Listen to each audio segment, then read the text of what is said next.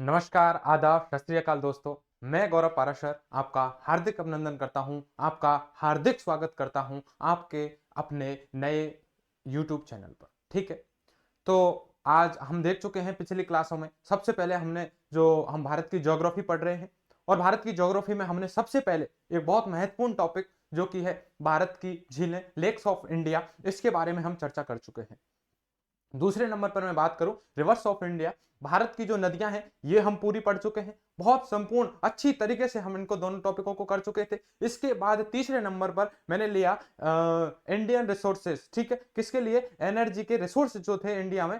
ठीक है, ये भारत में जो ऊर्जा संसाधन है, ये जो ऊर्जा संसाधन है ये हमने बहुत ढंग से तैयार किया। तीन टॉपिक है, झीलों वाला, नदियों वाला, और जो रिसोर्सेज हैं इंडिया में, कौन कौन से एनर्जी के रिसोर्स हैं, ऊर्जा संसाधन कौन कौन से हैं, इसके बारे में हम बहुत विस्तार से चर्चा कर चुके हैं। ठीक है, और मुझे पूरी उम्मीद है, पूरा विश्वास है आपको ये जो लेक्चर है बहुत पसंद आ रहे होंगे, आपके एक एक डाउट है वो क्लियर हो रहे होंगे। ठीक है, आज हम एक नया टॉपिक लेने वाले हैं, और हम नया टॉपिक कौन सा लेने वाले हैं? देखिए, मैंने झीलों से लिंक कराया था किसको? नदियों को। नदियों में मैंने बांध बने थे तो जलीय ऊर्जा लिंक हुई थी, तो मैंने ऊर्जा संसाधन पढ़ाया। और ऊर्जाओं के बाद आज हम बात करते हैं खनिजों की।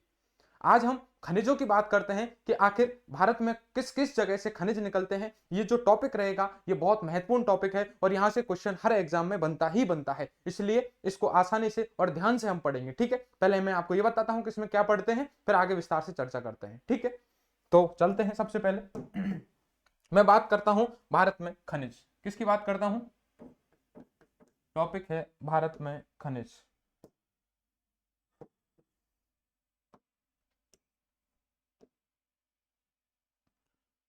टॉपिक है हमारा भारत में खनिज। देखिए, सबसे पहले मैं आपको यह बता देता हूं कि जो इंडिया में खनिज है उनमें हम पढ़ने क्या क्या वाले हैं, उनका एक थोड़ा सा चार्ट सा बना लेते हैं। ठीक है, सबसे पहले हम देखते हैं इस खनिजों में हम क्या देखने वाले हैं। सबसे पहले हम देखते हैं, हमने यूरेनियम थोरियम पढ़ दिया है। ठीक है, ऊर्जा जब मैंने आपको पढ़ाई है उसमें मैंने आपको बता दिया है यूरेनियम और यूरेनियम तथा थोरियम।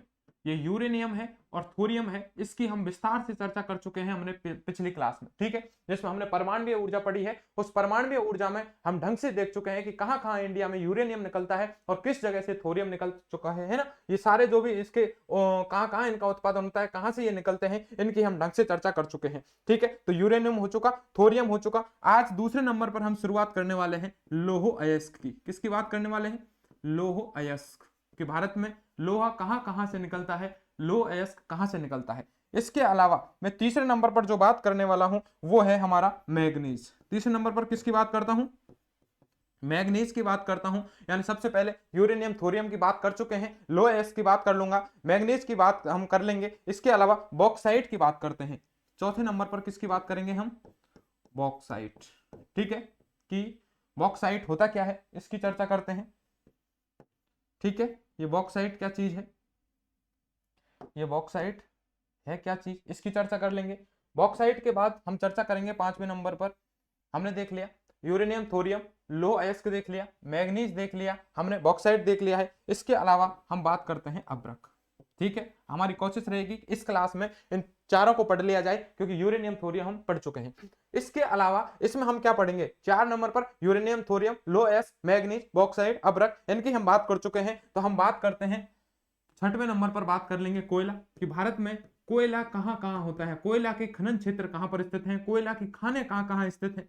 इसके अलावा मैं पेट्रोलियम के भंडार की बात करूंगा कि इंडिया में पेट्रोलियम के भंडार कहां कहां हैं। ठीक है, ये भी बहुत महत्वपूर्ण है हमारा। ठीक है, यहां से क्वेश्चन बनता ही है। इसके अलावा मैं बात करूंगा प्राकृतिक गैस, जो नेचुरल गैस है वो कहां कहां निकलती है, ये प्राकृतिक गैसों के भंडार कहां कहां है इंडिया में। ठीक है, इनकी बात कर लेंगे। तो मैं एक तरफ आपको बताऊं, यूरेनियम थोरियम है, यूरेनियम थोरियम हम, ठीक है, ये इसकी चर्चा हम कर चुके हैं। यूरेनियम और थोरियम है, इसकी चर्चा हम कर चुके हैं।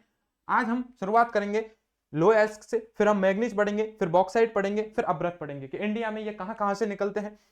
कोयला है ये कहां से निकलता है, पेट्रोलियम के भंडार कहां है इंडिया में, और जो प्राकृतिक गैस है इसके भंडार कहां है। इस प्रकार ये जो भारत में खनिज वाला टॉपिक है, यदि आपने ये 8 पढ़ लिए हैं तो समझिएगा आपके जो भारत में खनिज वाला टॉपिक है वो हर जगह से 100% कवर होने वाला है।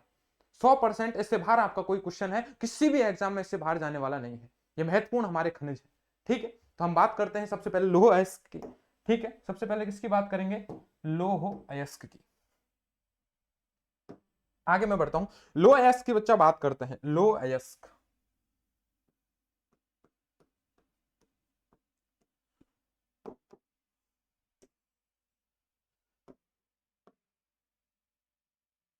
सबसे पहले मैं बात करता हूं लौह अयस्क की, ठीक है। पहले नंबर पर मैं बात करता हूं लौह अयस्क। आखिर बात करें लौह अयस्क होता क्या है। देखिए,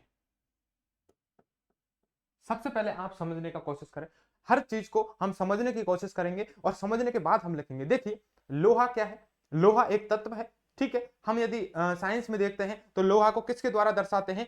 Fe के द्वारा दर्शाते हैं। ये एक प्रतीक चिन्ह है, ठीक है। लोहा कह दीजिए, फेरस कह दीजिए।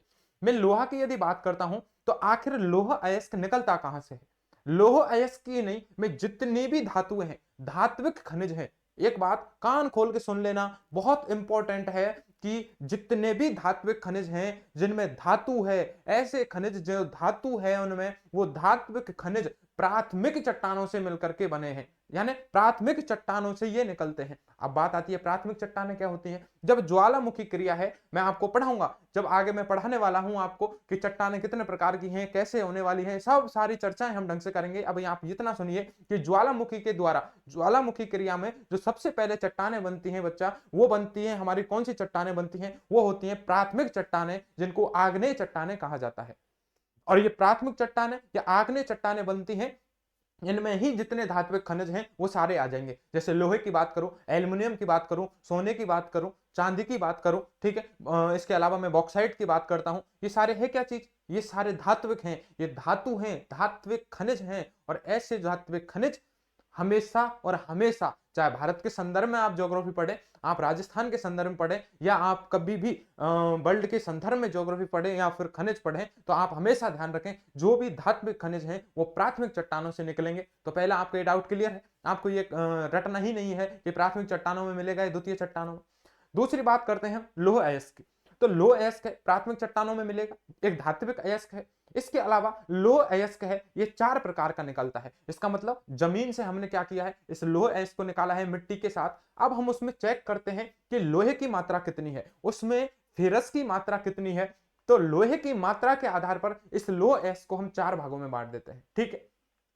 हमने मिट्टी से निकाला है लोहे अयस्क, निकालने के बाद हमने जांच की है, और जांच करने में हमने पाया है कि लगभग 70% या इससे अधिक, हमने क्या पाया है कि यदि 70% या इससे मैक्सिमम यदि उसमें लोहा है, ठीक है, तो हम कह देंगे कि वो लोहे का प्रकार है। वो कौन सा है? मैग्नेटाइट प्रकार है। अभी एसआई में ये क्वेश्चन पूछ लिया था, ठीक है, राजस्थान में, कि जो लोहा है Fe है, कि लोहे के, हम देखेंगे लोहे के जो उपस्थिति के आधार पर 4 भागों में बांटा है। हेमेटाइट, ठीक है। इसके अलावा अब ये क्वेश्चन है मैग्नेटाइट, ये मैग्नेटाइट है। सबसे पहले मैग्नेटाइट, फिर हेमेटाइट, लिमोनाइट, सिडेराइट, 4 भागों में बांटा है। तो क्वेश्चन पूछा था एसआई में कि लोहे के किस प्रकार में चुंबकीय गुण पाया जाता है। तो आप मुझे बताइए, लोहा जितना ज्यादा होगा, लोहे की मात्रा जितनी ज्यादा होगी, वो उतना ही चुंबकीय गुण पाया जाएगा। इसलिए जो यह हेमेटाइट है, इसमें ही क्या है, हेमेटाइट में ही क्या पाया जाता है, हेमेटाइट में ही चुंबकीय गुण पाया जाता है, ठीक है। तो पहले नंबर पर हेमेटाइट है।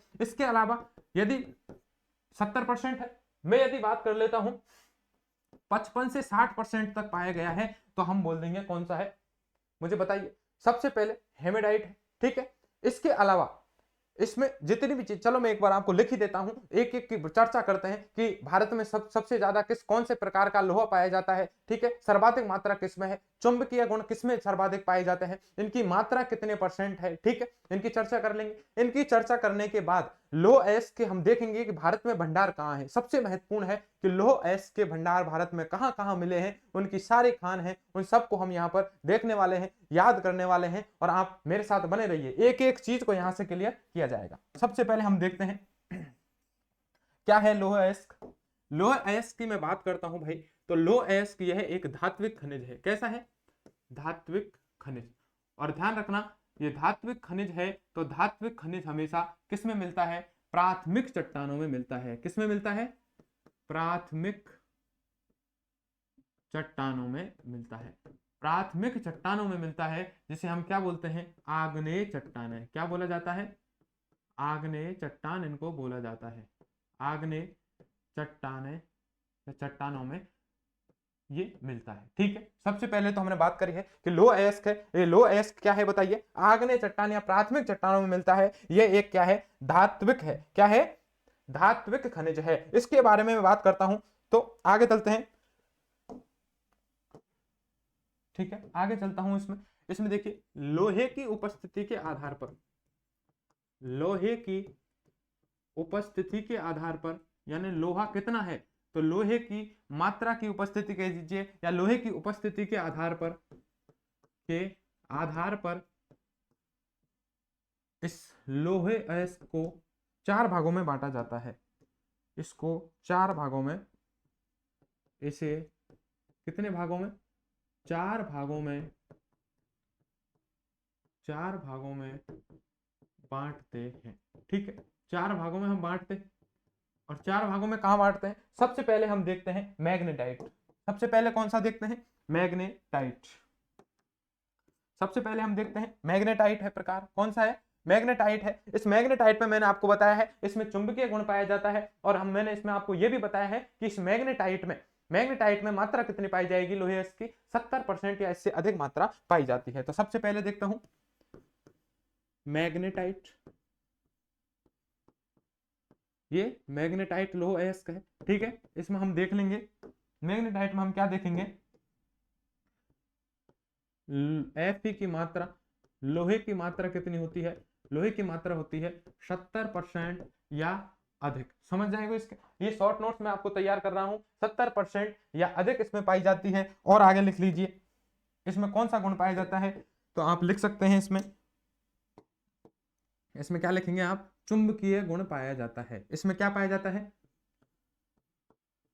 चुंबकीय गुण पाया जाता है। और यही हमारा क्वेश्चन किसमें था, राजस्थान की एसआई में क्वेश्चन था कि चुंबकीय गुण लोहे के किस अयस्क में सर्वाधिक पाया जाता है। तो आपको आंसर देना है मैग्नेटाइट। किसमें, मैग्नेटाइट जो लोहा है इसमें चुंबकीय गुण है वो सर्वाधिक पाया जाता है। ठीक है, आगे मैं बात करता हूं हेमेटाइट की। आगे मैं किसकी बात करता हूं, दूसरे नंबर पर हेमेटाइट की। दूसरे नंबर पर देखते हैं हेमेटाइट। इस हेमेटाइट में क्या है, हेमेटाइट में हम देखते हैं कि इसमें हम देखते हैं Fe की मात्रा कितना है।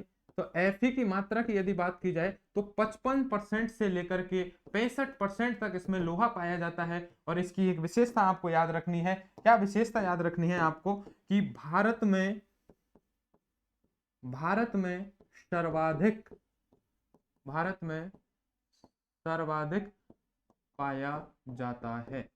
तो ध्यान रखना है, बहुत इंपॉर्टेंट है, भारत में सर्वाधिक पाया जाता है। यहीं से क्वेश्चन बनता है, क्वेश्चन पूछा जाता है कि लोहे अयस्क का कौन सा प्रकार है जो कि भारत में सर्वाधिक मात्रा में पाया जाता है। तो आपको हमेशा ही यह आंसर देना है कि वो हेमेटाइट है जो भारत में सर्वाधिक मात्रा में पाया जाता है, जिसमें हम लोहे की मात्रा यदि देखें तो 55% से 65% तक इसमें लोहे की मात्रा होती है। आगे मैं बात करूं, तीसरा प्रकार है वो है लिमोनाइट। ठीक है, और चौथा है सीडेराइट।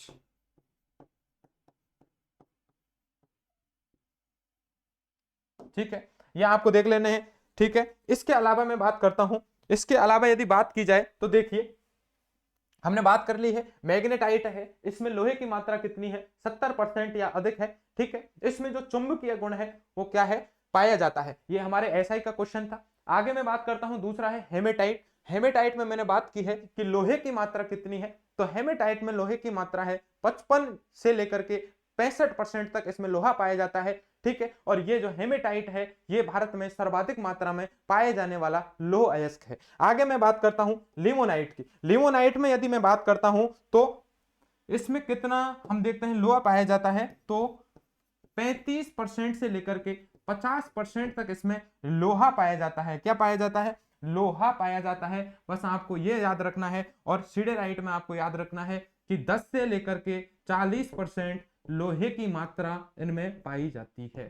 ठीक है, तो आपको समझ में आ रहा होगा, आपको ये चीजें समझ में आ रही होगी कि मैग्नेटाइट, हेमेटाइट, लिमोनाइट और सीडेराइट। सबसे पहले तो आपको ये 4 लोह अयस्क के प्रकार याद रखने हैं। फिर आपको याद रखना है कि मैग्नेटाइट में लोहे की मात्रा 70% से अधिक पाई जाती है। यह लोह अयस्क का सर्वोत्तम प्रकार का अयस्क है। ठीक है, यदि यह मिल रहा है तो समझ लीजिए सर्वोत्तम प्रकार का लोहा वहां से प्राप्त हो रहा है। ठीक है, इसमें हम देखते हैं कि चुंबकीय गुण पाया जाता है। दूसरे नंबर पर हेमेटाइट है, लोहे की मात्रा 55% से 65% तक है। भारत में सर्वाधिक पाया जाने वाला कौन सा लोह अयस्क है, तो आपको वहां उत्तर देना पड़ेगा हेमेटाइट। लिमोनाइट की बात करूं, इनमें से क्वेश्चन कैसे बनता है ये दे देंगे और पूछा जाएगा निम्न में से। ठीक है, 3 तो इनमें से दे दिया है लोह अयस्क का, और 1 दे दिया है कोई सा और। ठीक है, किसी और धात्विक का अयस्क दे दिया है और पूछा जाता है कि निम्न में से कौन सा एक लोह का अयस्क नहीं है, लोहे का अयस्क का प्रकार नहीं है। 3 दे दिए हैं, मैग्नेटाइट, हेमेटाइट, लिमोनाइट, और यहां पर बदल दिया है चौथा। ठीक है, यहां से इस प्रकार के भी प्रश्न बनने की संभावना होती है।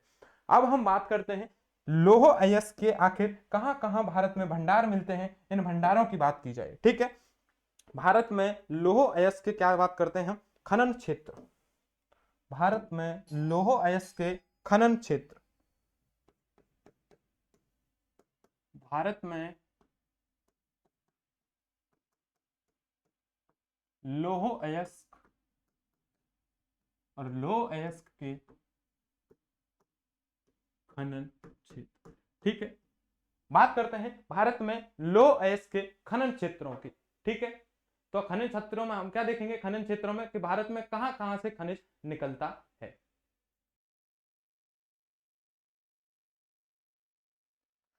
ठीक है, तो हम बात करते हैं भारत में लोह अयस्क के खनन क्षेत्र। ठीक है, मैं आपको बताता हूं भारत में लोह अयस्क के खनन क्षेत्र कहां कहां है। आप ये देखिए, यहां पर मैं आपको मैप लेने वाला हूं, यहां पर मैं मैप ले लेता हूं ताकि आपको आसानी से सारी चीजें हैं वो समझ में आ जाएंगी। ठीक है, मैप में ही दिखा देंगे, जो कि आपको क्या रहेगा, बहुत आसान रहेगा याद करना। और फिर बता रहा हूं आपको, ये जो सारी चीजें हैं ये आपको याद करनी ही पड़ेंगी। ये जो खनिज वाला टॉपिक है, इसमें सारी चीजें आपको क्या करनी पड़ेंगी, आपको याद रखनी ही पड़ेंगी, और कोई ऑप्शन आपके पास है ही नहीं। ठीक है, आज मैप कहाँ चला गया है, 1 मिनट मुझे आप टाइम दीजिए। ठीक है,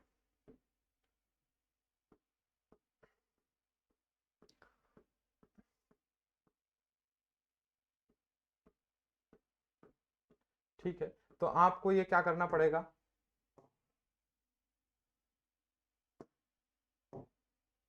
ठीक है, ये ले लेता हूं, ये है, इस मैप को मैंने ले लिया है। सबसे पहले मैं इस मैप में क्या करता हूं, देखिए ये चीज है, इनको मैं साफ करता हूं, आपको इंडिया नजर आ रहा होगा। ठीक है, इसके अलावा ये भी जो चीजें हैं इनको हम साफ कर देंगे। ठीक है, अब हम देखते हैं, सबसे पहले मैं बात करता हूं तो एक तरफ इधर मैं लिख दूंगा और इनको मैप में भी आपको शो करता हूं। सबसे पहले मैं लिखता हूं, देखिए सबसे पहले मैं बात करूं भारत में लोह अयस्क के खननों की, यदि बात करूं तो भारत में लोह अयस्क के खनन देखिए, सबसे पहले झारखंड की मैं बात करता हूं तो सबसे पहले है झारखंड में, देखिए सिंह भूमि और हजारीबाग, 2 स्थान है। पहला है सिंह भूमि, पहला है सिंह भूम। ठीक है, सिंह भूम कह लीजिए इसको, या सिंह भूमि कह लीजिए, बात एक ही है, सिंह भूम। ठीक है, यह है सिंह भूम, पहले नंबर पर है सिंह भूमि कह लीजिए, या सिंह भूम भी आपको कई जगह नाम मिलेगा, ये सिंह भूम है। और दूसरे नंबर पर है हजारीबाग।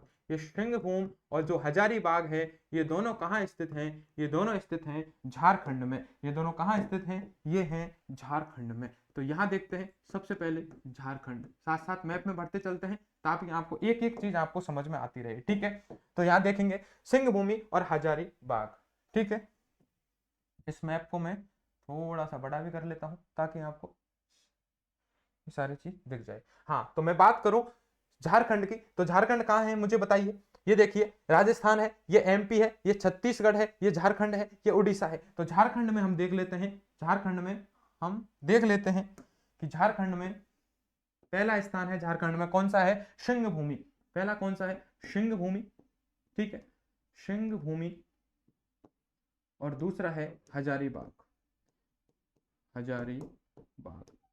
जब मैं आपको झारखंड का पठार पढ़ाऊंगा तो उसमें स्पेशली बताऊंगा आपको कि झारखंड है, इस झारखंड को मैं बहुत ढंग से आपको पढ़ाने वाला हूं। कौन कौन सी खाने हैं, कौन कौन सी यहाँ पर पहाड़ियां हैं, कौन कौन सी क्षेत्र से नदी जा रही है, झारखंड का पठार आसपास किन क्षेत्रों में फैला हुआ है, वह बहुत ढंग से चर्चा करेंगे। अभी आपको केवल याद करने हैं, केवल आपको रटने हैं। वहां जाएंगे तो वहां सारी चीजें आपकी स्थिति एकदम क्लियर हो जाएगी जब मैं आपको भारत का भौतिक विभाजन पढ़ाने वाला हूं। मैं यही प्लानिंग कर रहा हूं कि भारत का जब भौतिक विभाजन लास्ट में पढ़ाया जाएगा, उससे पहले जितने भी टॉपिक हुए होंगे उन सबको भारत के भौतिक विभाजन में हम क्या है सबका एक बार फिर से रिवीजन करने वाले हैं। तो आप बिल्कुल बेधड़क रहें, आप इन सारी चीजों को केवल और केवल अभी याद रखें। आप ये भी इनको याद रखेंगे तो बाद में ये सारी चीजें आपको रिकॉल होने वाली है, ठीक है। इसके बाद मैं बात करता हूं, इसके अलावा मैं बात करता हूं एक पिरना और असनोरा। पिरना और असनोरा ये है गोवा में, आपको ये गोवा दिख रहा है। इस गोवा में पहला तो है पिरना, ठीक है, दूसरा है अशनोरा। ये दो क्षेत्र हैं, ठीक है, दो क्षेत्र हैं, ये हैं गोवा में स्थित है। देखिए ये गोवा है, गोवा हमारा भारत का एक राज्य है। यहाँ है पिरना अशनोरा, पिरना और अशनोरा ये कहां पर है, गोवा में है। तो यहां लिख लेते हैं तीसरे नंबर पर पिरना और अशनोरा, ठीक है, पिरना और अशनोरा है। ये कहां है, ये कहां पर स्थित है, तो मैं बात कर लेता हूं गोवा की। देखिए अभी तक हम ये भारत में लो एक्स के खनन क्षेत्र की बात कर चुके हैं। झारखंड में दो देख चुके हैं, झारखंड में सिंह भूमि और हजारीबाग। इसके अलावा मैंने गोवा में बात की है, पिरना असनोरा की बात कर ली है। अब मैं चलता हूं कर्नाटक में, कर्नाटक में चलता हूं, कर्नाटक में चलता हूं। देखिए कर्नाटक की बात करूं तो एक तो है बाबा बूदन की पहाड़ी, बाबा बूदन की पहाड़ी बहुत इंपॉर्टेंट है, बाबा बूदन की पहाड़ी, ठीक है। और एक है बाबा बुदन की पहाड़ी के बाद है बेटा ये है कुंद्रेमुख। क्या है, कुंद्रेमुख।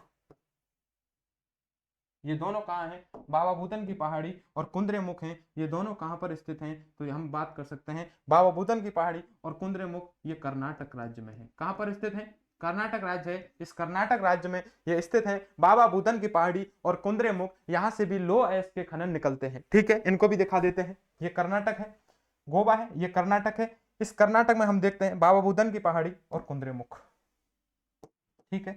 बाबा बुदन की पहाड़ी तो कितना नंबर हो गया, एक दो, या इनको तीन चार दे सकते हैं, ठीक है। चलो लिख लीजिए, यहां लिख देता हूं मैं बाबा बुदन, आप समझ जाना। तो बाबा बुदन पहाड़ी है, ठीक है, कर्नाटक में। और दूसरी कौन सी है आप मुझे बताइए। एक तो बाबा बुदन की पहाड़ी है, एक है कुंद्रेमुख। इन दोनों स्थानों से भी लो अयस्क निकलता है। इस प्रकार हम देख चुके हैं कि लो अयस्क की खान कौन कौन सी है। सबसे पहले हम देख चुके हैं झारखंड में सिंह भूमि हजारीबाग है, पिरना असनोरा है, ये दोनों हमने गोवा में देख ली है। और कर्नाटक में हम देख चुके हैं बाबा बुदन की पहाड़ी है, कुंद्रेमुख है। इसके अलावा एक हम चलते हैं छत्तीसगढ़ में, बहुत इंपॉर्टेंट खान है छत्तीसगढ़ में, ध्यान रखना, बेलाडिला खान है। कौन सी है, बेलाडिला और डल्ली राजहरा। पहली तो है बेलाडिला, दूसरी है डल्ली राजहरा, ठीक है। यहां से हमेशा क्वेश्चन बनता है राजहरा, बेलाडिला और डल्ली राजहरा है, ये छत्तीसगढ़ की दो प्रमुख खाने हैं जहां से भी हम देखते हैं कि लो अयस्क के क्या मिलते हैं, खनन क्षेत्र है, ये लो अयस्क का है। तो इस प्रकार मैंने बात कर ली है। सबसे पहले इनको भी लिख देता हूं, यहां पर देखिए, इनको यदि मैं बात करता हूं यहां लिख देता हूं, क्या बात करता हूं मैं, बेलाडिला और डल्ली राजहरा, ठीक है। तो बेलाडिला और डल्ली राजहरा,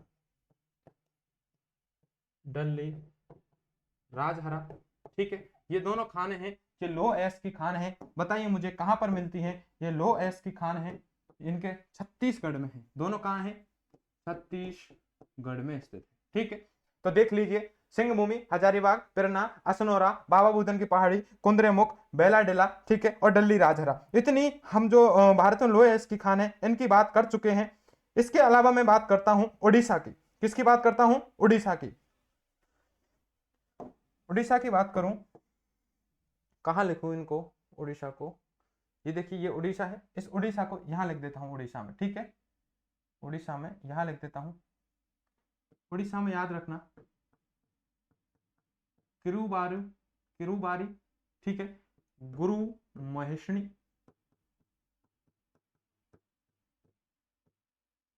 किरुबारी, किरुबारी, ठीक है। हम देखते हैं, पहले इसको साफ कर देता हूं, किरुबारी और गुरु महेशनी, ठीक है, किरुबारी और गुरु महेशनी। चलिए, गुरु महेशनी, ठीक है, ये दोनों हैं, ये भी हैं, और भी हम लिखने वाले हैं, तो एक बार इनको ढंग से ही चर्चा कर लेते हैं, ठीक है। इसको साफ दिखाते हैं, इनको भी यहाँ से नहीं, यहाँ से दिखाते हैं, ताकि आपके मन में कोई डाउट नहीं रहे। ये झारखंड में है और ये भी, ठीक है, ये आपकी समझ में आई है। और ये है छत्तीसगढ़ की बात कर रहा हूँ, उड़ीसा की बात कर रहा हूँ, किसकी बात कर रहा हूँ, उड़ीसा की बात कर रहा हूँ। यहाँ से ऐसे आपको याद रखना है,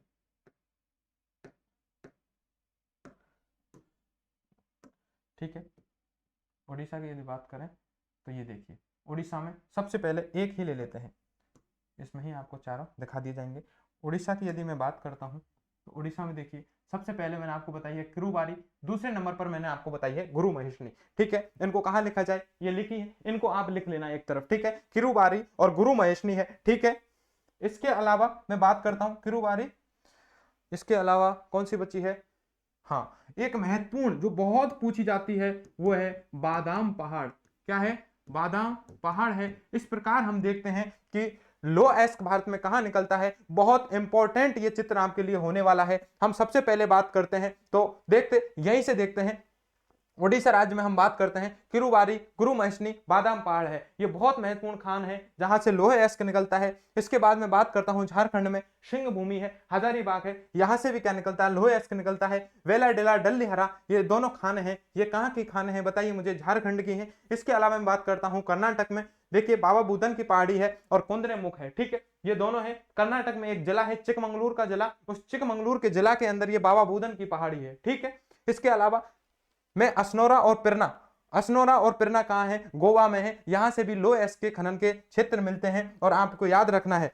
ये बादाम पहाड़ है, इस बादाम पहाड़ से बादाम नहीं निकल रहे हैं, ध्यान रखना है, बादाम पहाड़ से आपको बादाम नहीं निकलते मिलेंगे, आपको क्या निकलता मिलेगा, लोहा, ठीक है। तो मैं लिख देता हूं यहां पर, भारत में, भारत में लोह खनन के, लो अयस्क खनन के क्षेत्र, ठीक है। तो लो अयस्क है, उसके खनन के कौन कौन से क्षेत्र हैं वो मैंने आपको दिखा दिए हैं, आप देख पा रहे होंगे, ठीक है। इनको मैं लिख लेता हूं, भारत में लो अयस्क खनन के क्षेत्र लिख देते हैं, भारत में लोह अयस्क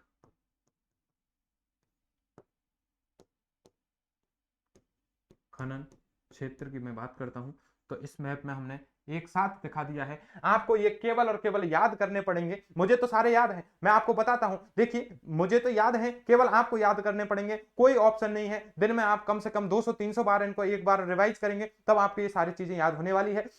मैं बता देता हूं एक साथ कि लो एस के खनन क्षेत्र कहां है, झारखंड में है सिंह भूमि, हजारीबाग में। इसके अलावा मैं बात करता हूं कर्नाटक में दो है, बाबा बुदन की पहाड़ी कुंद्रेमुख है। इसके अलावा मैं बात करूं गोवा में पिरना असनोरा है। इसके अलावा मैं बात करूं छत्तीसगढ़ में बेला डेला डल्ली राजहरा है। इसके अलावा मैं बात करता हूं किरुबारी, गुरु महेशनी, बादाम पहाड़ है, किरुबारी, गुरु महेशनी, बादाम पहाड़ है, ये ओडिशा में स्थित है। इसके अलावा ये जो हम लो एस के क्षेत्र हैं ये हमको केवल याद रखने हैं, और इस सीक्वेंस से याद रखना है कि किरुबारी, गुरु महेशनी, बादाम पहाड़, सिंह भूमि, हजारीबाग, पिरना, असनोरा, बाबा बुदन की पहाड़ी, कुंद्रेमुख, बेला डेला डल्ली राजहरा। इतने नंबर से आपको यदि ये याद रखना है तो आपको बहुत ज्यादा इसकी रिवीजन रिवाइज करना पड़ेगा आपको। और केवल एक ऑप्शन है, मैंने पहले ही बता दिया था, रटने वाला ऑप्शन है, केवल और केवल याद रखने पड़ेगा, और कोई इनका ऑप्शन है ही नहीं, ठीक है। समझते हैं, आगे चलते हैं। तो हमारे ये लोह अयस्क है, ये कंप्लीट हो गया है।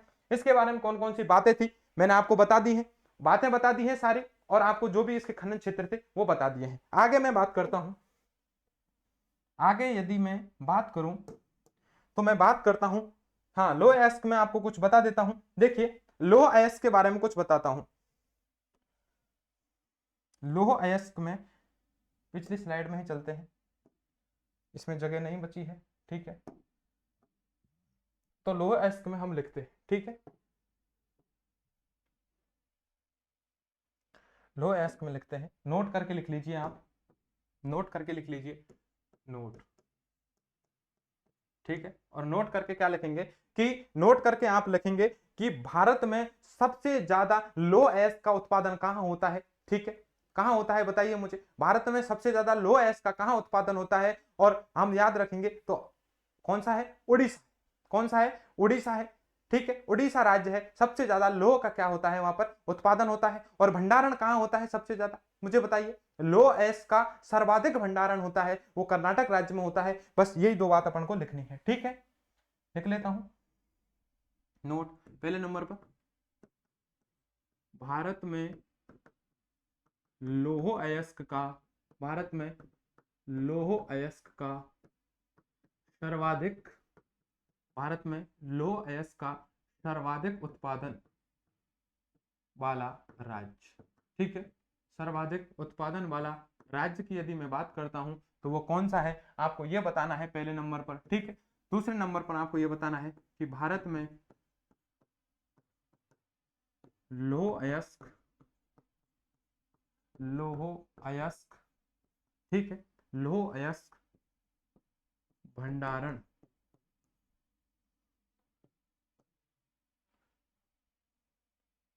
लौह अयस्क का सर्वाधिक भंडारण वाला राज्य, लौह अयस्क का,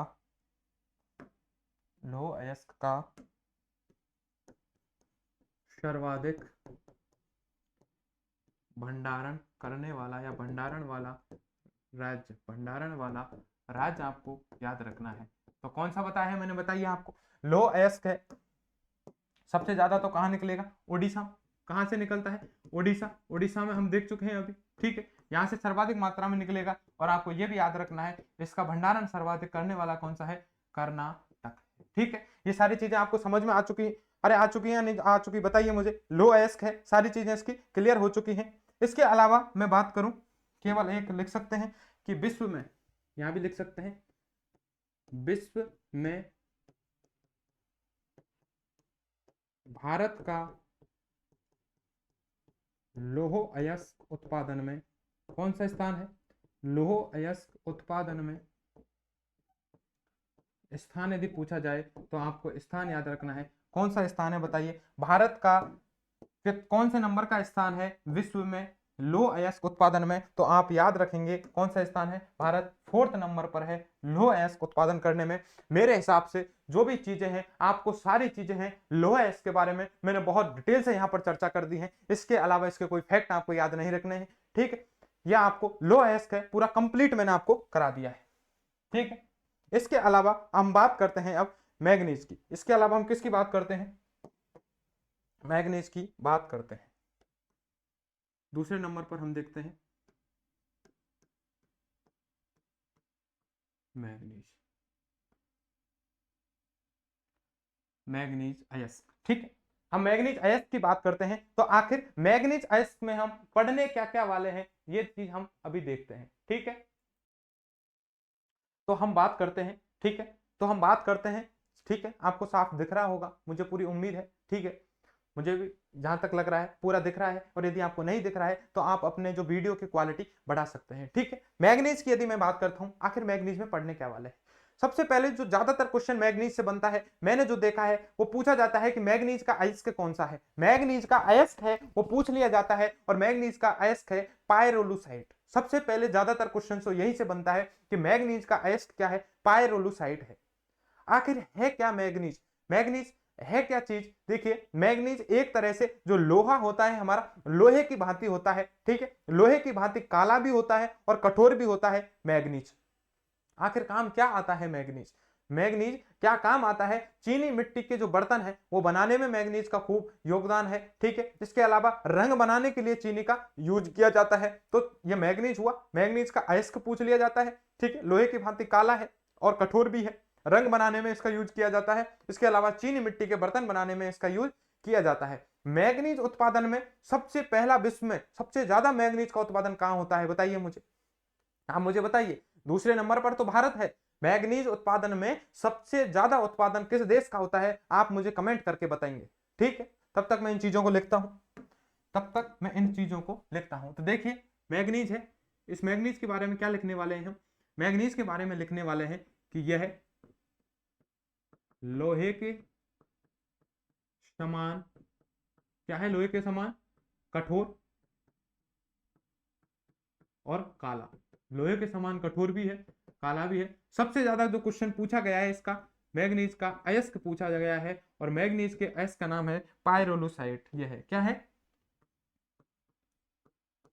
पायरोलुसाइट। तो पायरोलुसाइट है, ये सर्वाधिक इससे क्वेश्चन बनता है और ये कई बार भी पूछा गया है। इसके अलावा मैं बात करता हूं आपसे, ठीक है, ये हो गया है। इसके अलावा इसका यूज किस में होता है, तो आप यूज लिख सकते हैं सबसे पहले तो किसमें, रंग निर्माण, एक तो रंग निर्माण में होता है, और दूसरा मैं बात करता हूं, ठीक है, रंगों के निर्माण में इसका यूज होता है, और दूसरे नंबर पर इस मैग्नीज का यूज है वो किस में होता है बताइए, चीनी मिट्टी के बर्तन बनाने में, चीनी मिट्टी के बर्तन बनाने में, ठीक है। ये हुए हैं। आगे मैं बात करता हूं विश्व में मैग्नीज का हम देख सकते हैं भंडारण, मैग्नीज का सर्वाधिक भंडारण कहां पाया गया है, ठीक है, या उत्पादन बात कर लेता हूं या भंडारण बात कर लेंगे। देखें भंडार कहां देखने को मिलते हैं, पहले नंबर पर तो आप लिखिए, बताइए मुझे कमेंट करके। दूसरे नंबर पर मैंने बता दिया है भारत है, पहले नंबर पर आपने बताया नहीं है क्या, कमेंट करके बताएं मुझे, ठीक है। पहले नंबर पर कौन सा है, ठीक है, पहले नंबर पर है बेटा जिम्बाब्वे, कौन सा है, जिम्बाब्वे, ठीक है। तो जो जिम्बाब्वे देश है ये मैग्नीज में इसका पहला स्थान है, और मैग्नीज के भंडार हैं ये भारत में दूसरे नंबर पर पाए जाते हैं। तो लोहा के समान काला कठोर हो गया, अयस्क है इसका पायरोलुसाइट है, ये भी पूछा जाता है, रंग बनाने में इसका यूज किया जाता है, चीनी मिट्टी के बर्तन बनाने में इसका यूज किया जाता है, ठीक है। इसके अलावा विश्व में भारत का कौन सा स्थान है, दूसरा स्थान है, ठीक है।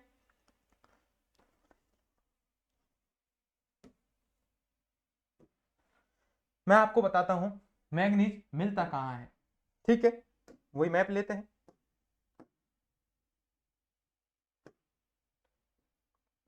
ठीक है,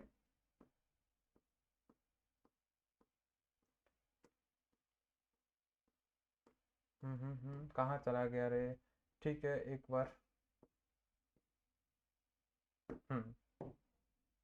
यहाँ लेते हैं हम, ठीक है। हम देखते हैं कि कहाँ कहाँ मैग्नीज के भंडार हैं वो हमारे इंडिया में देखने को हमें मिले हैं, ठीक है। इंडिया में मैग्नीज के भंडार हैं वो कहाँ कहाँ हमको देखने को मिले हैं, इसकी एक बार हम ढंग से चर्चा करते हैं, आपको दिख रहा होगा, ठीक है, देखते हैं।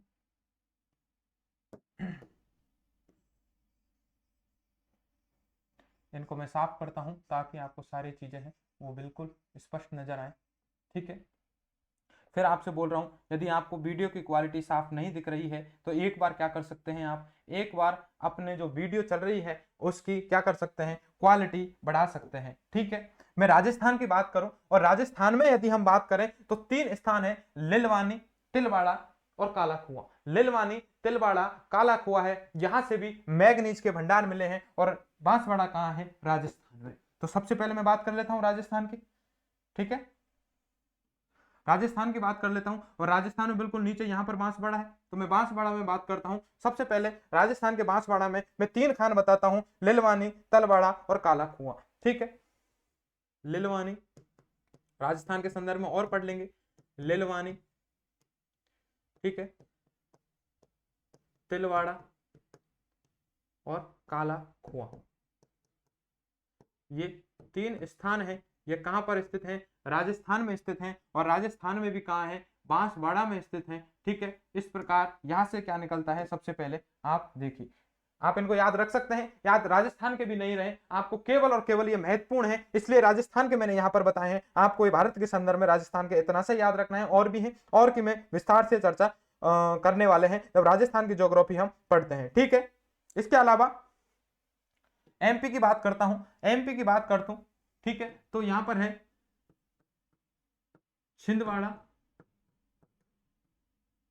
और दूसरा है लिलवानी, ये 2 हैं हमारे एमपी में है। एमपी में यहां से भी क्या निकलता है, ठीक है, छिंदवाड़ा और लिलवानी है, यहां से भी हम देखते हैं तो मैं छिंदवाड़ा है और मैग्नीज है, लिलवानी, सॉरी लिलवानी है, ये अगले एस में आने वाला है, ठीक है। बालाघाट है, सॉरी दूसरे नंबर पर कौन सा है, बालाघाट है। बालाघाट और छिंदवाड़ा है, ये दोनों कहां हैं, ये हमारे एमपी में है। एमपी में हम देखते हैं कौन से हैं, जो मैग्नीज है इसके भंडार देखने को मिलते हैं छिंदवाड़ा और बालाघाट में आपको देखने को मिलते हैं, ठीक है। इसके अलावा राजस्थान में लिलवानी, तिलवाड़ा, कालाकुआ राजस्थान के कहां पर स्थित हैं, बांसवाड़ा जिले में स्थित हैं। इसके अलावा मैं बात करता हूं, इसके अलावा मैं बात करता हूं, ठीक है, महाराष्ट्र में। तो महाराष्ट्र में दो स्थान है, एक तो है नागपुर, नागपुर के मैं बात करता हूं भंडारा, नागपुर और भंडारा है, ये दो स्थान कहां पर है, महाराष्ट्र में है। इसके अलावा कर्नाटक में बात करता हूं तो कर्नाटक में दो स्थान आपको याद रखने हैं, शिमोगा और तुमकुर, शिमोगा और शिमोगा और तुमकुर, शिमोगा और तुमकुर याद रखना है। उड़ीसा की बात करता हूं, केंदुझार, ठीक है, ये उड़ीसा में केंदुझार, ठीक है। इसके अलावा कोरापुट, इसके अलावा कालाहांडी, इसके अलावा आपको क्या याद रखना है, कालाहांडी याद रखना है, ठीक है। कोरापुट, कालाहांडी, केंदुझार, ठीक है। और एक है हमारा सुंदर, एक हम बात कर लेते हैं, देखिए लिलवानी, तिलवाड़ा, कालाकुआ हो गया है हमारा, लिलवानी, तिलवाड़ा, कालाकुआ हो गया। नागपुर, भंडारा, ये दोनों कहां हो गए हैं, नागपुर और भंडारा हो गए हैं महाराष्ट्र में, ठीक है। इसके अलावा मैं बात करता हूं, ये है हमारा कर्नाटक, और कर्नाटक में हम देख चुके हैं शिमोगा और तुमकुर, शिमोगा और तुमकुर देख चुके हैं। छिंदवाड़ा और बालाघाट हम एमपी में देख चुके हैं, और केंदुझार, कोरापुट, कालाहांडी, और एक है सुंदरगढ़, एक क्या है, सुंदरगढ़, सुंदरगढ़ है बच्चा, ये कहां पर है, ये है उड़ीसा में। तो इस प्रकार हम देखते हैं आपको भारत में जो भी है ये खनन क्षेत्र है ये कंप्लीट हो गए हैं, ठीक है, मैग्नीज के। तो यहां लिखता हूं भारत में मैग्नीज के, भारत में मैग्नीज के भंडार या खनन क्षेत्र जो भी आप बात कर सकते हैं, भारत में मैग्नीज के जो भंडार हैं ये यहां से आपको याद रखने हैं, ठीक है। भारत में, ठीक है, भारत में मैग्नीज के जो भंडार हैं आपको साफ नजर आ रहे होंगे, ठीक है। ये सारे चीज है, ये एमपी है, यहां लिख देता हूं, चलो ये क्या है, एमपी, एमपी की बात है, ये हमारे राजस्थान की बात है, ये महाराष्ट्र की बात है, ये है कर्नाटक, कर्नाटक में, ठीक है। इसके अलावा ये है हमारा कौन सा है, उड़ीसा, उड़ीसा में पाए गए हैं, ठीक है। तो इस प्रकार आप देखेंगे, इस प्रकार आप देखेंगे कि मैग्नीज के कहां कहां भंडार हैं वो इंडिया में पाए गए हैं, वो हम ढंग से इनकी चर्चा कर चुके हैं। इसके अलावा मैं बात करता हूं मैग्नीज की, तो वही बात है, आपको केवल और केवल याद करने पड़ेंगे, इसका कोई भी और ऑप्शन नहीं है, ठीक है। फिर मैं बोल रहा हूं राजस्थान में बांसवाड़ा है, बांसवाड़ा में लिलवानी, तिलवाड़ा, कालाकुआ तीन स्थान है जहां से मैग्नीज के भंडार देखने को मिलते हैं। महाराष्ट्र में नागपुर और भंडारा है, यहां से आपको मैग्नीज के भंडार मिलते हैं। दो शिमोगा, तुमकुर, या कर्नाटक में है शिमोगा और तुमकुर। इस शिमोगा और तुमकुर में यदि मैं बात करता हूं तो यहां से भी क्या देखने को मिलता है, हमको मैग्नीज के भंडार मिलते हैं। इसके अलावा केंदुझार, कोरापुट, कालाहांडी और सुंदरगढ़, केंदुझार, कोरापुट, कालाहांडी और सुंदरगढ़ है, ये कहां है, उड़ीसा में है, यहां से भी मैग्नीज के भंडार आपको देखने को मिलेंगे। और मैं बात करता हूं एमपी की, तो एमपी में दो स्थान है, छिंदवाड़ा और बालाघाट, यहां से भी आपको मैग्नीज के भंडार देखने को मिलते हैं। तो ये आपको मैग्नीज के भंडार हैं, ये आपको याद रखने हैं। इसके अलावा दो बात आप लिख सकते हैं कि भारत में सबसे ज्यादा इसका उत्पादन कहां होता है और सबसे ज्यादा भंडारण कहां होता है। उत्पादन तो होता है एमपी में और भंडारण होता है सबसे ज्यादा कहां पर, उड़ीसा में। दो बातें हैं, इनको भी और लिख लेते हैं, ठीक है, नोट करके लिख सकते हैं।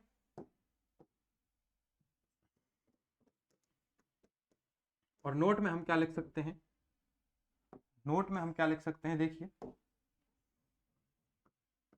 नोट में हम लिख सकते हैं, हमने क्या लिखा है,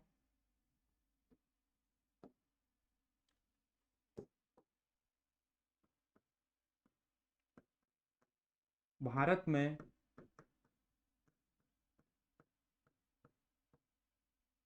मैग्नीज उत्पादक में प्रथम राज्य। ठीक है, एक तो ये बात कर लेनी है। इसके अलावा मैं बात करता हूं भारत में मैंगनीज के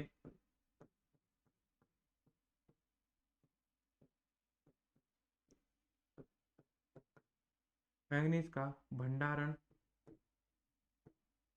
में प्रथम राज्य की बात कर लेता हूं। तो देखिए, ठीक है, हम देखते हैं भारत में मैंगनीज है, मैंगनीज उत्पादक में तो प्रथम राज्य है हमारा एमपी। कौन सा है? प्रथम में तो है मध्य प्रदेश। ठीक है, और यहां पर इसका भंडारण सबसे ज्यादा जो किया जाता है वो किया जाता है उड़ीसा। कहां किया जाता है? उड़ीसा में। इस प्रकार हम देखते हैं दूसरा जो हमारा खनिज है मैंगनीज, ये भी हमारा कंप्लीट हो चुका है। ठीक है, तो सबसे ज्यादा हमने देखा है उत्पादक कहां हुआ है? एमपी में हुआ है। ठीक है, इसके अलावा इसके भंडारण की यदि बात की जाए तो भंडारण कहां पर? उड़ीसा में हुआ है। इस प्रकार हम लोहे की बात कर चुके हैं और हम किसकी बात कर चुके हैं? मैंगनीज की बात कर चुके हैं। अब आती है अभ्रक की बात। अब किसकी बात आती है? अभ्रक की बात आती है। तो अभ्रक के बारे में अब हम चर्चा करते हैं। ठीक है, तो आपको साफ नजर आ रहा होगा। ठीक है, अब मैं बात कर लेता हूं नेक्स्ट बात करूं तो थर्ड नंबर पर हम पढ़ते हैं अभ्रक। थर्ड नंबर पर हम क्या पढ़ते हैं? अभ्रक। आखिर समझते हैं कि अभ्रक है क्या चीज। इस अभ्रक के बारे में पढ़ते हैं कि ये खनिज है, ये है क्या चीज। आपने बचपन में देखा होगा कि जब आप छोटी क्लासों में थे तो आपने क्या किया था? आपने किया था कि अपनी जो बुक्स थी उस बुक्स के बीच में आपने एक पंख रखा होगा। याद आया आपको कभी?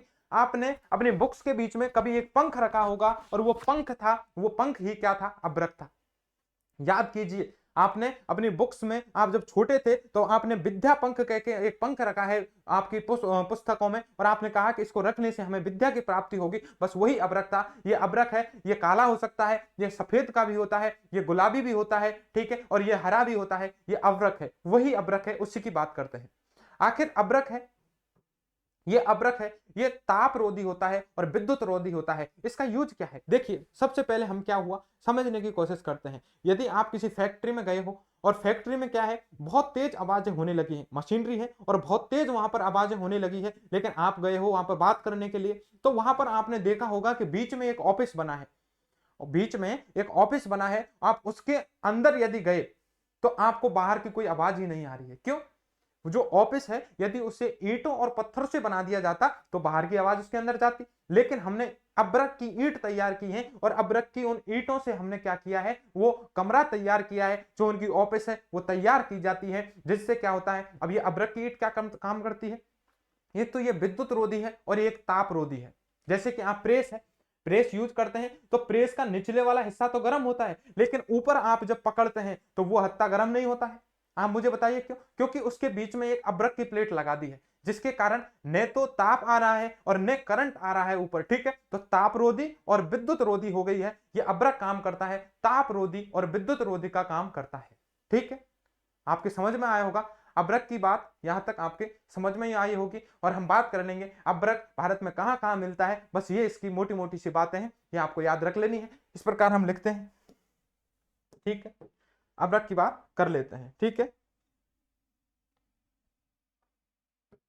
तो अभ्रक की बात करूं सबसे पहले एक बात और, हाँ, अभ्रक का एक अयस्क है मास्कोबाइट, वो आपको याद रखना है। यह भी कभी कभी पूछ लिया जाता है कि अभ्रक का अयस्क कौन सा है, तो आपको याद रखना है मास्कोबाइट। ये मास्कोबाइट है, ये अभ्रक का क्या है? एक अयस्क है। जो अभ्रक का रंग कैसा होता है आप मुझे बताइए? रंग हो सकता है इसका काला भी अभ्रक पाया जा सकता है, सफेद भी पाया जा सकता है, इसके अलावा हरा भी अभ्रक होता है, इसके अलावा हम देखें कि गुलाबी भी क्या होता है? अभ्रक होता है, गुलाबी। ठीक है, इसके अलावा इसका यूज क्या होता है? यूज कहाँ किया जाता है? तो यूज किया जाता है विद्युत रोधी, विद्युत प्लस ताप रोधी, विद्युत प्लस ताप रोधी उपकरण बनाने में, ताप रोधी उपकरण बनाने में। ठीक है, इसके अलावा और क्या यूज होता है इसका? इसके अलावा पहला यूज हो गया। दूसरा, वायुयानों में इसका यूज होता है। वायु जो यान होते हैं, ठीक है, वायुयानों में यूज होता है। बहुत ये हल्के कलर की है, ठीक है, मतलब भारी वजन की नहीं है, हल्की है, तो हल्की है तो वायुयान में उड़ने में भी सहायक होती है, ठीक है। इसके अलावा उपकरणों में, ठीक है, घरेलू या फिर मैं बात करूं विद्युत उपकरणों में, ठीक है, विद्युत उपकरण ये बना दिए, विद्युत तापरोधी उपकरण बनाने में वायुयानों में, ठीक है। दो मोटी मोटी सी बातें हैं, ये इसकी लिख ली है। आगे मैं बात करता हूं, पहला देखिए अभ्रक उत्पादन में भारत का कौन सा स्थान है, ठीक है। तो अभ्रक उत्पादन में स्थान, तो अभ्रक उत्पादन में हम देखते हैं भारत और चीन है, ये दोनों ही पहले स्थान पर है, ठीक है। तो अभ्रक उत्पादन में भारत व चीन का प्रथम स्थान है, भारत व चीन का क्या है, प्रथम स्थान है। यानी हम और चाइना वाले ये दोनों अभ्रक वहां पर खूब मात्रा में हमें प्राप्त होती है, तो प्रथम स्थान है, फर्स्ट स्थान है। तो चीन का और इंडिया का, ठीक है, दोनों का इस अभ्रक के उत्पादन में प्रथम स्थान है। अयस्क की बात कर लेता हूं, मास्को व्हाइट है, रंग इसका अभ्रक काला भी हो सकता है, सफेद हो सकता है, हरा हो सकता है, गुलाबी हो सकता है। यहां पर आप लिख लीजिए, ठीक है, विद्यापंख, ताकि आपको समझ में आ जाए मैंने कौन सी चीज बताई थी, ठीक है।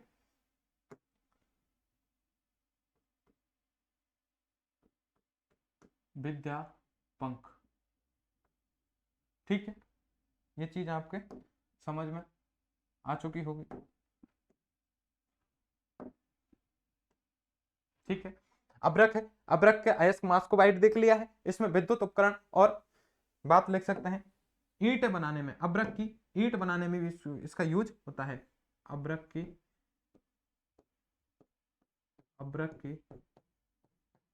ईंट बनाने में, ठीक, ईंट बनाने में भी इसका क्या होता है, यूज होता है। अभ्रक उत्पादन में भारत और चीन का हम देख लेते हैं, तो कौन सा स्थान है भैया, भारत का प्रथम स्थान है, चीन का भी स्थान है। अब हम देख लेते हैं अभ्रक कहां कहां भारत में प्राप्त होता है, तो अभ्रक के हम देख लेते हैं भंडार देख लेते हैं अभ्रक के, ठीक है। अभ्रक है, इस अभ्रक के हम भंडार देख लेते हैं, ठीक है, अभ्रक के भंडार,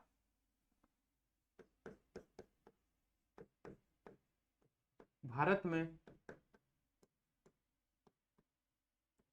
अभ्रक के भंडार, मैं भारत में अभ्रक के भंडारों की बात करूं तो देखिए अभ्रक के यदि भंडारों की हम चर्चा करते हैं, ठीक है, तो हम देखते हैं कि भारत में अभ्रक के जो भंडार हैं वो हमें कहां कहां पर देखने को मिलते हैं, इनकी हम ढंग से पूरी विस्तार पूर्वक चर्चा करने वाले हैं। आप सुनते जाइए, समझते जाइए, एक एक चीज मैं आपको यहां पर बताने वाला हूं, ठीक है, ठीक है।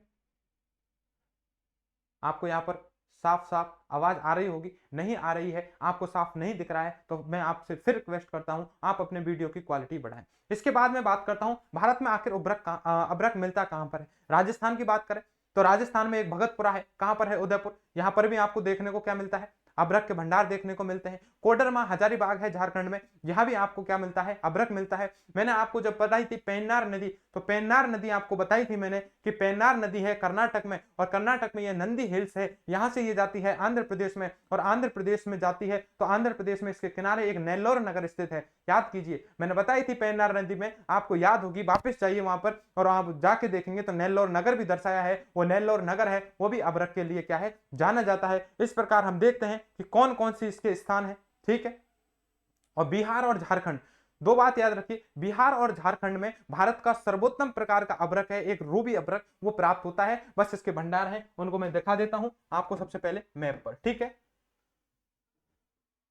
इसके अलावा मैं बात करता हूं अभ्रक की, तो अभ्रक और कहां मिलता है, देखिए दांता, बनेड़ी, भुनास, फुलिया, मुझे आप कमेंट करके बताएंगे ये स्थान कहां पर है, दांता, बनेड़ी, भुनास, फुलिया, ये स्थान कहां पर है जहां पर अभ्रक निकलता है। दांता, बनेड़ी, भुनास, फुलिया, बहुत इंपॉर्टेंट है, कई कई बार ये क्वेश्चन पूछा गया है। दांता, बनेड़ी, भुनास, फुलिया कहां पर स्थित है, मुझे बताइए, दांता, बनेड़ी, भुनास, फुलिया, तो कहां पर स्थित है दांता, बनेड़ी, भुनास, फुलिया, ये हमारे राजस्थान में स्थित है। कहाँ स्थित है, राजस्थान में स्थित है। और राजस्थान में भी यदि मैं बात करता हूं तो कहाँ स्थित है, मुझे बताइए, राजस्थान में भी ये कहाँ स्थित है, भीलवाड़ा में, कहाँ स्थित है, भीलवाड़ा में स्थित है। तो सबसे पहले राजस्थान की बात करता हूं, राजस्थान की ही हम बात करते हैं सबसे पहले, तो राजस्थान की बात कर लेते हैं।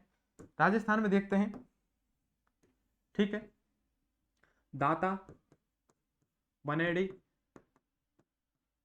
भ्रणास, भ्रणास और फुलिया। दांता, बनेड़ी, भ्रणास, फुलिया, ये हमारे स्थान कहाँ पर हैं? ये भीलवाड़ा में कहाँ है? कहाँ है? भीलवाड़ा। और भीलवाड़ा कहाँ पर स्थित है? भीलवाड़ा राजस्थान में स्थित है बच्चा। तो यहाँ पर हम देखते हैं भीलवाड़ा राजस्थान में, ये क्या है? हमारी खाने हैं, ठीक है। राजस्थान में ये अभ्रक के भंडार यहाँ पर देखने को मिलते हैं। यहाँ उदयपुर की मैं बात करता हूँ, उदयपुर में हम देखते हैं, राजस्थान के उदयपुर में एक स्थान है जिसका नाम है भगतपुरा।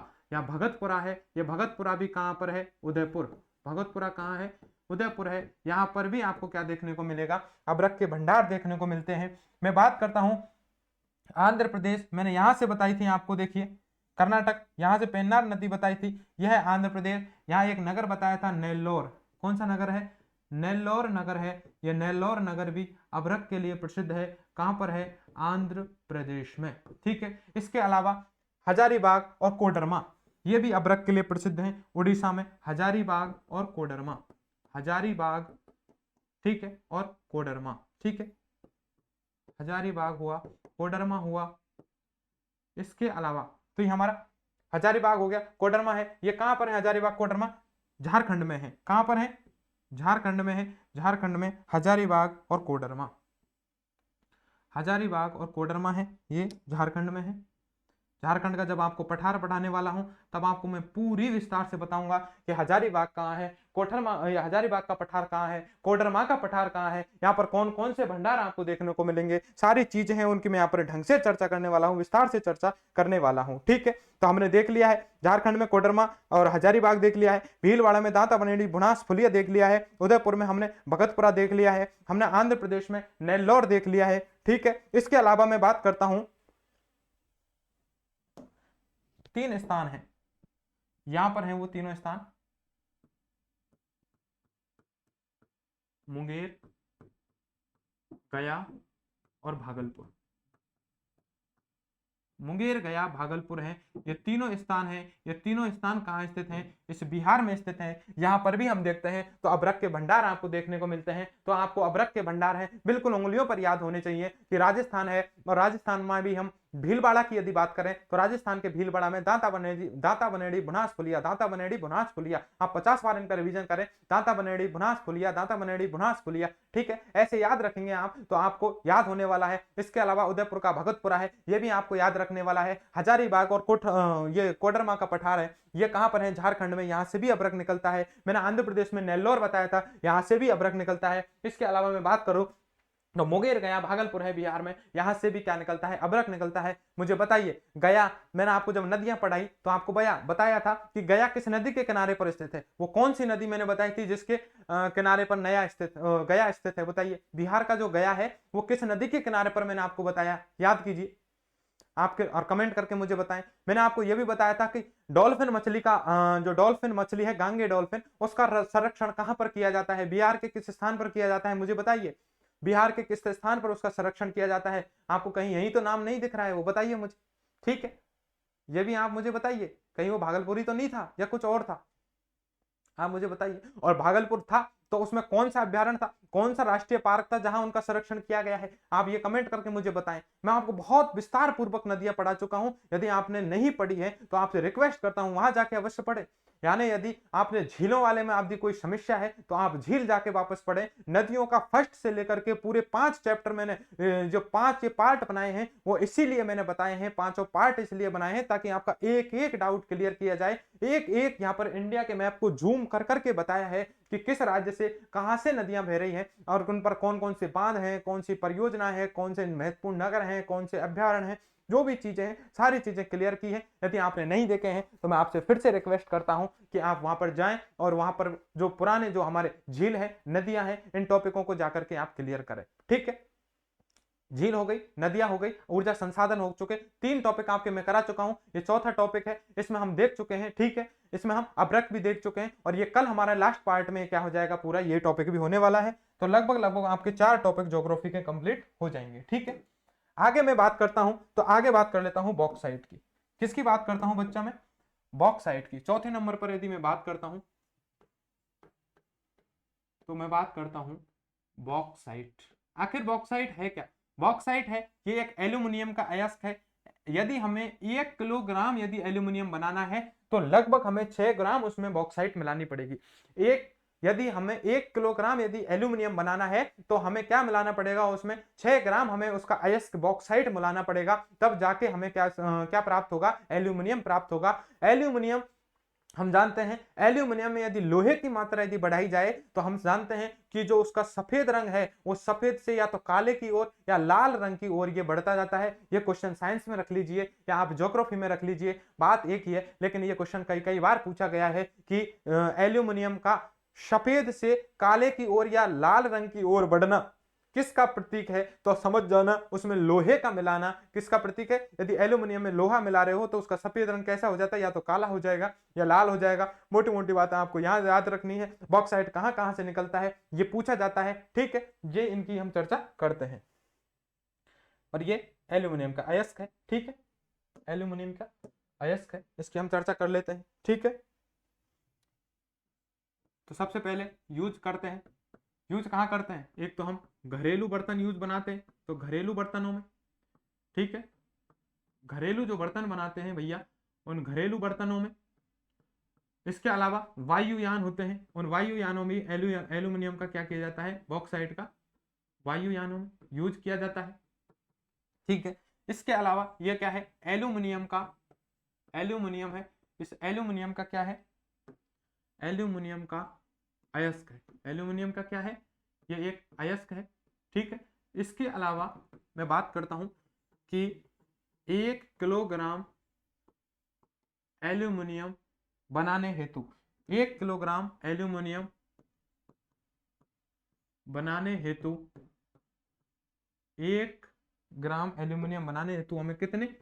6 ग्राम बॉक्साइट की आवश्यकता होगी, बॉक्साइट की आवश्यकता होगी। ये भी क्वेश्चन कई बार पूछा गया है, आवश्यकता होगी, ठीक है, आवश्यकता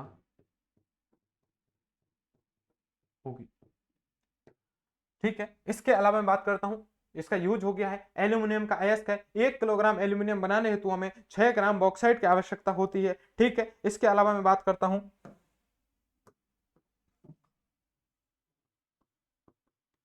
कि बॉक्साइट में, ठीक है, लोहे की मात्रा, ठीक है, लोहे की मात्रा बढ़ाने पर इसका रंग सफेद से काला, काले या लाल रंग की ओर बढ़ता है, लाल रंग की ओर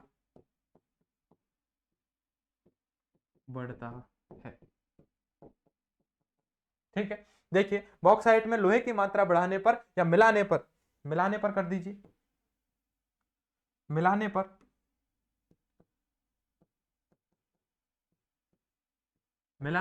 इसका जो रंग है वो सफेद से काले की ओर या लाल रंग की ओर बढ़ता जाता है। इस प्रकार इससे कई ये क्वेश्चन पूछे गए हैं। इसको आप साइंस में भी रख सकते हैं, ज्योग्राफी में भी रख सकते हैं। मेरा उद्देश्य है कि आपका कैसे भी करके लाभ आप तक पहुंचे, इसलिए मैं साइंस के जो भी क्वेश्चन आ रहे हैं मैंने आपको मिक्स कर दिए हैं। ऐसे ही जब मैं आपको बायोगैस पढ़ा रहा था तो मैं ज्योग्राफी के और टीचर हैं उनकी बात ही नहीं, मैं जितने भी क्वेश्चन है मर्ज कर देता हूं। वहां भी मैंने आपको पढ़ाया था कि बायोगैस में सर्वाधिक मात्रा में कौन सी गैस है, ये भी कई कई बार क्वेश्चन पूछा गया है, जिनमें मैंने आपको बताया कि मिथेन गैस है वो सर्वाधिक मात्रा में 60 से 65% पाई जाती है, और CO2 है वो कितनी पाई जाती है? 30 से 35% पाई जाती है। तो मेरा उद्देश्य यही है कि ज्योग्राफी में जो भी सब्जेक्ट मिक्स हो रही है, चाहे वो हिस्ट्री है, चाहे वो करंट है, चाहे वो साइंस है, उन सारी चीजों को एक जगह ला करके आपको पढ़ाया जाए, ठीक है। तो बॉक्साइट की महत्वपूर्ण महत्वपूर्ण बातें हो गई हैं। बॉक्साइट एल्युमिनियम का अयस्क है। 1 किलोग्राम एल्युमिनियम बनाने के लिए हमें 6 ग्राम बॉक्साइट की आवश्यकता होती है, और इसका यूज घरेलू बर्तन और वायुयानों में होता है। बॉक्साइट में लोहे की मात्रा मिलाने पर इसका रंग कैसा हो जाता है? सफेद से किसकी तरफ बढ़ता है? या तो लाल की तरफ या काले की तरफ इसका रंग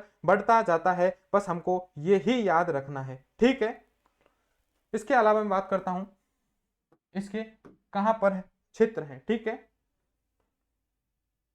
तो मैं मैप ले लेता हूं।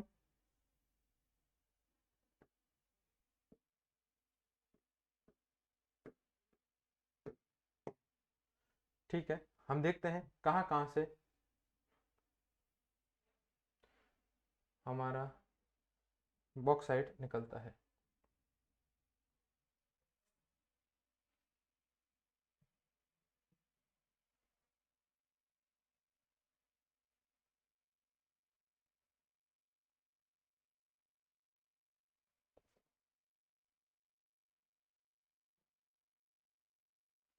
ठीक,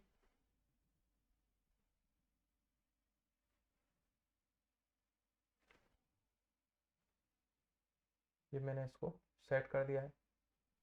ठीक है, इनको भी मिटा देता हूँ।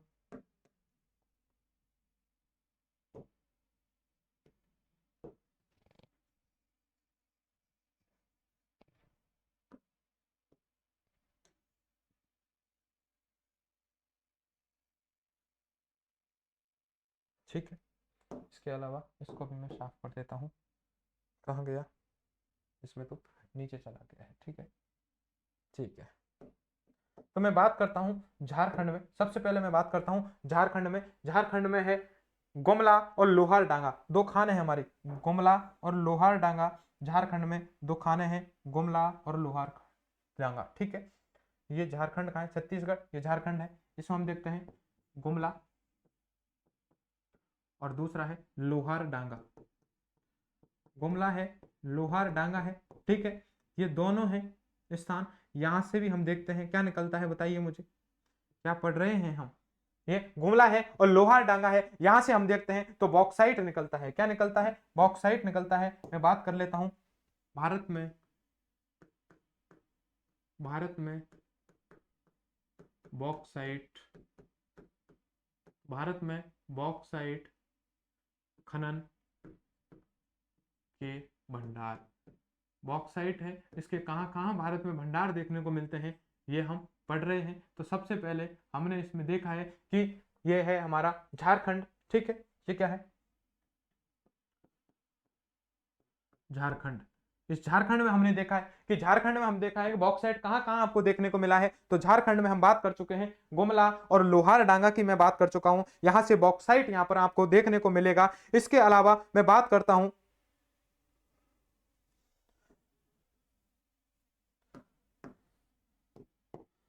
उड़ीसा की। तो उड़ीसा में है सुंदरगढ़, कोरापुट और कालाहांडी। ठीक है, सुंदरगढ़, कोरापुट और कालाहांडी, ये भी है उड़ीसा में। यहां भी क्या आपको देखने को मिलेगा, यहां से भी आपको बॉक्साइट देखने को मिलता है। तो बॉक्साइट है, इसको मैं लिख देता हूं उड़ीसा। कौन सा है, उड़ीसा की मैं बात कर रहा हूं। तो ये है हमारा उड़ीसा में। यदि बात करूं तो उड़ीसा में हमने देख लिया सुंदरगढ़, देख लिया कोरापुट, देख लिया हमने कालाहांडी, देख लिया है। और भारत में बॉक्साइट खनन के क्षेत्र हैं, इनकी हम ढंग से चर्चा कर रहे हैं। गुमला लोहार डांगा झारखंड में है, सुंदरगढ़, कोरापुट, कालाहांडी, ये तीनों कहां पर है, उड़ीसा में है। इसके अलावा गुजरात की यदि बात की जाए, तो गुजरात की बात करूं तो मैं बात करता हूं, ये गुजरात है। और इस गुजरात में हम देखते हैं सबसे पहले है राजकोट। गुजरात में कौन सा है, राजकोट। राजकोट के बाद आपको याद रखना है, राजकोट के बाद आपको याद रखना है जामनगर, राजकोट, जामनगर और जूनागढ़, भावनगर। ठीक है, जूनागढ़ और भावनगर, ये आपको ऐसे याद रखना है। ठीक है, बिल्कुल याद होने चाहिए कि राजकोट, जामनगर, जूनागढ़, भावनगर, राजकोट, जामनगर, जूनागढ़, भावनगर। ठीक है, इस हिसाब से यदि आप इनको याद रखते हैं, इस रिदम में यदि आप याद रखते हैं, तो आपको ये याद होने वाले हैं। ठीक है, यहां से भी क्या निकलता है, बॉक्साइट निकलता है। राजकोट, जामनगर, जूनागढ़, भावनगर, ये कहां पर है, गुजरात। ठीक है, गुजरात में हमने बात कर ली है। तो देखिए, हम देख चुके हैं कि झारखंड में बॉक्साइट कहां से निकलता है, गुमला है, लोहार डांगा की खान है, यहां से निकलता है। उड़ीसा में सुंदरगढ़, कोरापुट, कालाहांडी है। इसके अलावा राजकोट, जामनगर, जूनागढ़, भावनगर, यहां से गुजरात है, गुजरात से भी बॉक्साइट निकलता है। इसके अलावा आपको याद रखना है पुणे, थाने, सांगली और सतारा। ठीक है, यह आपको स्थान याद रखने हैं, कहां पर, महाराष्ट्र में। ठीक है, तो मैं महाराष्ट्र की बात कर लेता हूं। सबसे पहले महाराष्ट्र में बात करता हूं पुणे। पुणे के बाद थाने कह लीजिए, या इसे ही थाने या थाने बोला जाता है, ठीक है, थाने या ठाणे, ये की बात है, थाने या ठाणे, थाने या ठाणे। तो पुणे की बात कर लो, या मैं ठाणे की बात कर लेता हूं, ठाणे या ठाणे की बात कर लेता हूं। इसके अलावा देखता हूं सतारा हुआ, सतारा के बाद में बात करता हूं शांगलीपुर, सतारा के बाद में बात करता हूं शांगलीपुर। तो पुणे, थाने, सतारा, शांगलीपुर और कोल्हापुर, क्या है, कोल्हापुर, ठीक है। ये स्थान कहां पर है, ये है हमारे महाराष्ट्र में। तो महाराष्ट्र में देखिए पुणे, थाने, सतारा, ठीक है। ये स्थान आपको इसी रिदम में याद रखना है कि पुणे, थाने या ठाणे, ठीक है। ये कहां पर स्थित है, ये स्थित है महाराष्ट्र, महाराष्ट्र है। इस प्रकार हम देखते हैं कि भारत में बॉक्साइट के कहां-कहां खनन क्षेत्र है, कहां-कहां पर इसके भंडार हैं। तो हमने इस रिदम में देखा है कि गुजरात की मैं बात करता हूं, गुजरात में राजकोट, जामनगर, जूनागढ़, भावनगर, आपको याद करना पड़ेगा, राजकोट, जामनगर, जूनागढ़, भावनगर। मैं इसके बाद बात करता हूं झारखंड में, झारखंड में गुमला है, लोहारडांगा है, ये दो हैं, यहां पर बॉक्साइट के खनन के क्षेत्र आपको देखने के मिलते हैं। उड़ीसा की बात करता हूं तो सुंदरगढ़ है, कोरापुट है, कालाहांडी है, यहां से बॉक्साइट खनन के भंडार देखने को मिलते हैं। महाराष्ट्र की मैं बात करूं तो पुणे, थाने, सतारा, शांगलीपुर और कोल्हापुर है, यहां पर आपको क्या है, ये बॉक्साइट खनन के भंडार देखने को मिलते हैं। इस प्रकार हम चर्चा कर चुके हैं चार। आज हम किसकी चर्चा कर चुके हैं, मैं आपको बताता हूं। सबसे पहले मैंने आपको जो पहली स्लाइड है इसमें मैंने आपको चर्चा कर चुका हूं कि आज हम किसकी बात करने वाले हैं। देखिए यूरेनियम और थोरियम है। पिछला जो हमारा टॉपिक था भारत में ऊर्जा संसाधन, उसमें यूरेनियम और थोरियम हम कवर कर चुके हैं। आज हम किसकी चर्चा कर चुके हैं, आज हम लो अयस्क है, इसकी भारत में कहां कहां पाया जाता है इसकी चर्चा कर चुके हैं। मैग्नीज की भी चर्चा कर चुके हैं, बॉक्साइड की भी चर्चा कर चुके हैं, अभ्रक की भी चर्चा कर चुके हैं, ठीक है। तो वीडियो बहुत लंबी हो जाएगी, इस प्रकार मैं आज फर्स्ट पार्ट में केवल आपको इतने ही रखता हूं। बाकी हमारा जो सेकंड पार्ट है इसमें हम कोयला भारत में कहां कहां पाया जाता है, मैं ये भी बताना हूं कि सबसे बेस्ट प्रकार का कोयला कौन सा है, गोंडवाना युग का कोयला कहां निकलता है, टर्सरी कालीन युग का कोयला कहां से निकलता है, भारत में पेट्रोलियम के भंडार कहां कहां देखने को मिलते हैं, गैस है, ये गैस है, भारत में प्राकृतिक गैस के भंडार कहां कहां है, कल इन तीन को देख लेंगे। इस प्रकार भारत में खनिज वाला चैप्टर है, ये भी हमारा कंप्लीट होने वाला है। आप देखेंगे कि कैसे हमने सिस्टमैटिक ढंग से पहले भारत की झीलें पढ़ी है। यदि आपने नहीं देखी है, पूरी चित्रात्मक मैंने आपको झीलें पढ़ाई हैं और आपने उसको ढंग से देखा है, तो मेरा दावा है कि आप ऐसी झीलों का और आपसे एक कोई भी क्वेश्चन किसी भी एग्जाम में गलत नहीं होने वाला है, ठीक है। तो भारत की झीलें बहुत बेहतरीन तरीके से मैंने आपको दूसरे टॉपिक पढ़ाया है। भारत में नदियां, ठीक है, वो भी बहुत बेहतरीन तरीके से पूरा एक एक मैप में दिखाया है। जो भी बांध है, कौन सा लंबा है, कौन सा हम देख सकते हैं ऊंचा बांध है, किसकी जल भराव की क्षमता ज्यादा है, आयतन किसका ज्यादा है, इसके सारे मैंने चित्र भी आपको दिखाए हैं। इसके अलावा नदियां भी बहुत अच्छे ढंग से तैयार की हैं। तीसरा टॉपिक था ऊर्जा संसाधन। ऊर्जा संसाधन में भी मैंने आपको एक एक ऊर्जा के बारे में बहुत विस्तार से चर्चा की है। 3 पार्ट उसके बना के दिए हैं, आपको चित्र भी बना के दिया है कि जैसे सोलर पार्क है तो सबसे बड़ा तैरता हुआ सोलर पार्क कहां पर स्थित है, उसका चित्र भी दिखा दिया है। इसके अलावा मैंने ये भी बता दिया सबसे बड़ा सोलर पार्क कहां है, चित्र भी दिखाए। आपको रतन जो जेट्रोपा पेट्रोलियम में कैसे यूज होते हैं, उनके बीज कौन से हैं, वो भी आपको चित्र दिखाए हैं। पूरे आपको चित्र दिखा करके ढंग से आपको पढ़ा है, ठीक है। तो भारत में खनिज है, ये चैप्टर है, इसमें हम यूरेनियम थोरियम पिछले वाले चैप्टर में पढ़ चुके थे। लो अयस्क है, इसकी चर्चा हम आज कर चुके हैं। मैग्नीज की चर्चा कर चुके हैं, बॉक्साइट की चर्चा कर चुके हैं और अभ्रक की चर्चा कर चुके हैं। अब हम कल देखेंगे कोयला, पेट्रोलियम और प्राकृतिक गैस। इस प्रकार हम देखते हैं कि हमारा जो ये भारत में जो खनिज है, हम जो खनिज हमारा जो टॉपिक है, ये टॉपिक हमारा पूरा होने वाला है, ठीक है। इस प्रकार दूसरे पोर्टल में कल ये हमारा जो ये भारत में खनिज है ये पूरा हो जाए। इस प्रकार हमारे ज्योग्राफी के मेजर हमारे 4 टॉपिक हैं, ये हम कंप्लीट कर चुके होंगे। मैं आपको ये फिर से विश्वास दिलाता हूं, आपको मैं ये पूरे विश्वास के साथ आपसे कहता हूं, ठीक है, कि हम ज्योग्राफी को इतने अच्छे ढंग से तैयार करने वाले हैं कि आप दूसरों को जब देखेंगे, आप तुलना करेंगे अपने नोट्स की और दूसरे कोचिंग्स के नोट्स की, तो आप अपने आप को बहुत बेहतर पाओगे, बहुत ऊपर पाओगे। आपको लगेगा कि यार हमने बहुत अच्छी तरीके से हमने ज्योग्राफी पढ़ी है। बस आपसे रिक्वेस्ट है कि हर टॉपिक को शुरू से लेकर के लास्ट तक पढ़ें। आपको कोई भी चीज समझ नहीं आ रही है तो आप क्या करें, अपने वीडियो लेक्चर है उसकी क्वालिटी बढ़ाएं, उस फोन को आप हॉरिजॉन्टल ऐसे हॉरिजॉन्टल करके और ईयरफोन कान में डाल के एकाग्रचित होकर आप यदि पढ़ेंगे तो एक एक चीज आपके समझ में आने वाली है। फिर आप उनके एमसीक्यू क्वेश्चन आप कीजिए, इसके बाद पूरी ज्योग्राफी हो जाएगी। तो मैं आपके सामने ये काम करने वाला हूं, पूरे सबके एमसीक्यू क्वेश्चन लाने वाला हूं, ठीक है। एमसीक्यू क्वेश्चन से टॉपिक वाइज आपकी मैं प्रैक्टिस कराने वाला हूं।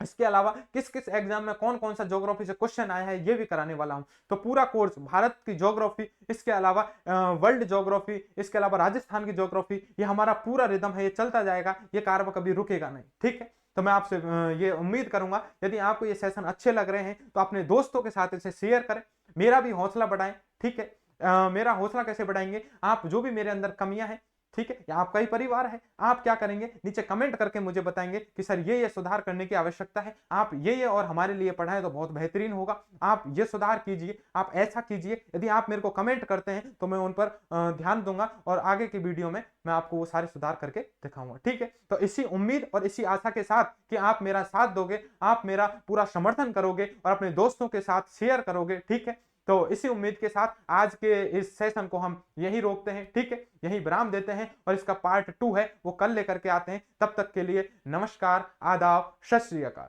धन्यवाद दोस्तों।